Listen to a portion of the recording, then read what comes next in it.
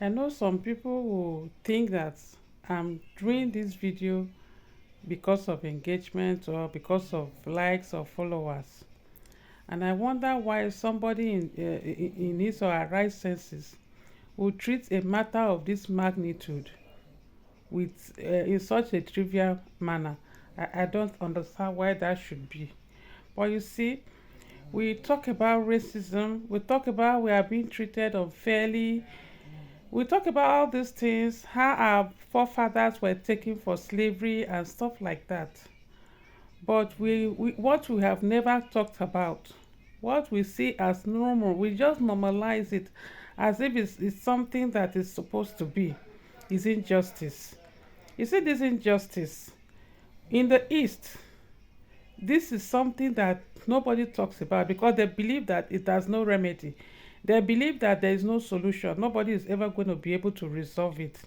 And I wonder why you should think that nobody is going to resolve it. But we have been fighting causes. We fight racism. We fight for the causes that are important to us. Now we are agitating for Biafra. Is it not so? We are fighting for Biafra. And I wonder why you think that this Biafra thing will come. I just wonder why you cannot resolve the issue.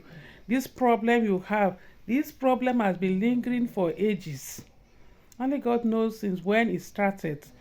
For a group of people to be suffering what they did not bargain for, suffering what they don't even know about. And this matter, you see, is repugnant to natural justice, equity, and good governance. But it's going on. It's still going on in the East. You see, you want these people, you want to go on your own way. You want to have your own state. Yet you treat another group of people within your own state like in fact less human, because this story I heard is really I'm still trying to recover from it. This matter that somebody was told not to do anything in the place he has lived all his life, and he believe he comes from there, his parent comes from there. They told him he has been helping this group of people, this community, and he wanted to put something, build something, and they told him you don't belong here, you cannot do that here, don't even try it. You see, this kind of thing is terrible. And all this, we who are talking, people who are talking about, people who are doing these things, the thing is that they still believe in God, they go to church, yet they create these dysfunctions, yet they do all these things, and they are believing that there is one God there that they will die and go and meet. This is this is absurd. It's really absurd. How will you treat people like this? These people have no say. If they want to do anything, they can't participate even in government, in anything in that area. They will call them outcasts.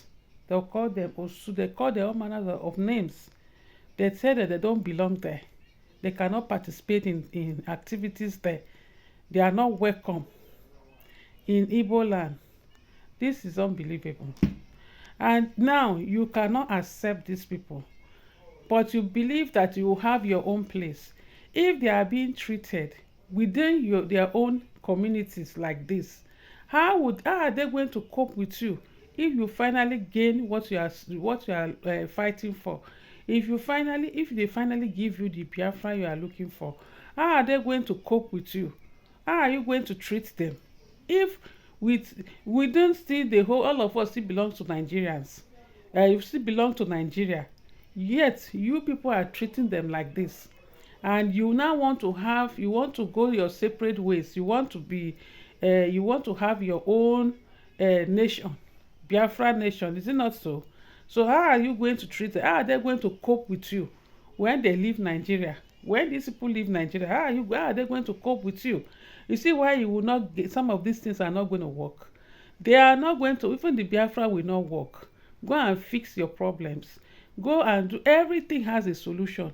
How can there not be a solution? How can people be suffering for something they don't know about? You say there are four parents. There are many versions to the story. Stories that may not even be true. Because we have heard different versions of it. And nobody is even saying anything real.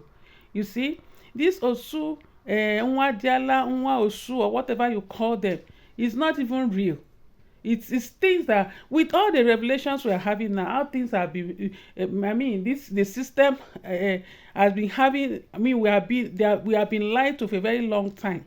How do you know that those people were not, they didn't lie against them? How do you know if all the things they said were not lies? You see, but you just marginalize them, you just place them in one place and call them names. I don't know. You don't know the kind of trauma you are giving these people, because some people are feeding from their trauma, some people are feeding from their emotional labor, emotional pain. They are feeding from it, and that's why they want that narrative to continue, so that they keep being discriminated against. Go and start fixing fixing your states. Otherwise, go and resolve this problem. All the things that Biafra, whatever you are seeking for, will never come.